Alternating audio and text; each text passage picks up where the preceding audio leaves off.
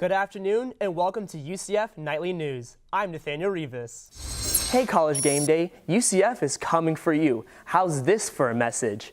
Fans of the undefeated Knights will head to Jacksonville Saturday to tell analysts on the college football pregame show UCF deserves respect. Want to hitch a ride with them? Swipe or scroll up now to get your seat. We want Bama. This week, the investigation begins. An outside law firm is coming to UCF to investigate how the university misspent $38 million. Now, we're learning that the new number in misused funds is over $50 million.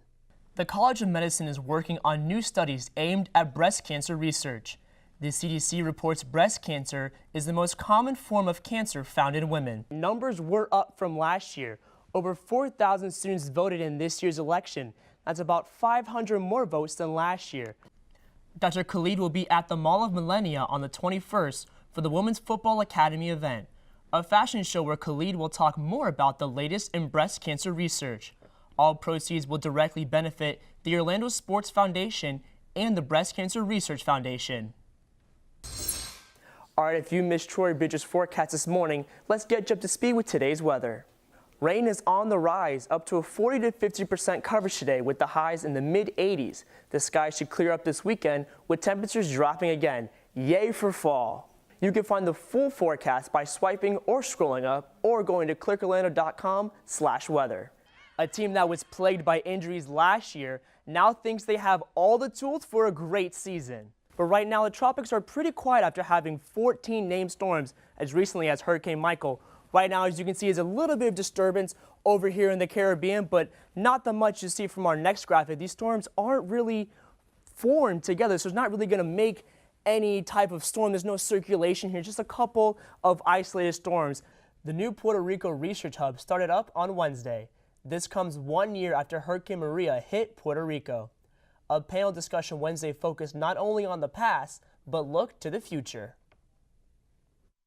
The phone calls just kept coming, they kept coming. Students started showing up in the office. The panel discussions Wednesday not only reflected on Hurricane Maria, but jump-started a new program.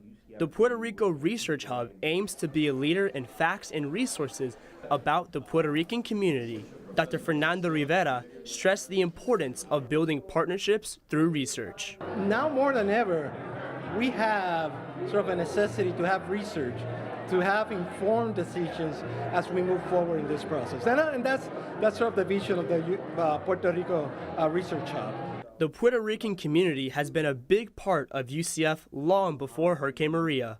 Dr. Cynthia Muniz is glad UCF will continue to support this community. It only makes sense for Orlando's hometown university to also be the focal point in which we create knowledge and document the contributions, the impact of this community on Central Florida. Student Jose Rivera says he is proud to be a Knight. He wants everyone at UCF to rally together and be a leader in Central Florida. To embrace diversity, to embrace that inclusion, to embrace all the new challenges we're facing, because united, we can face whatever comes and we can do it in a great way.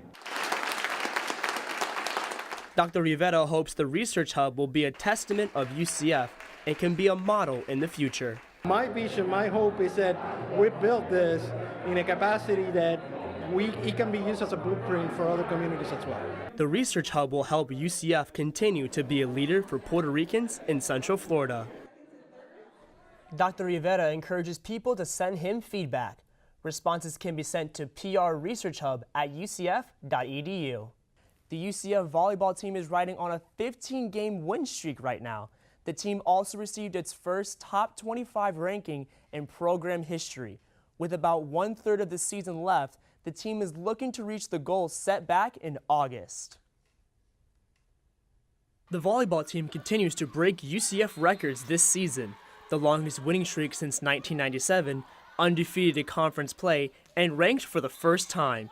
Junior Ali Sable is happy to see the progress for the Knights. I think it means a lot to us right now because it reflects everybody else that's been there before us and all the hard work that they've put in. So it's really rewarding for us to get to see that on this level. Redshirt sophomore Narissa Moravic knows the little things are working for the team.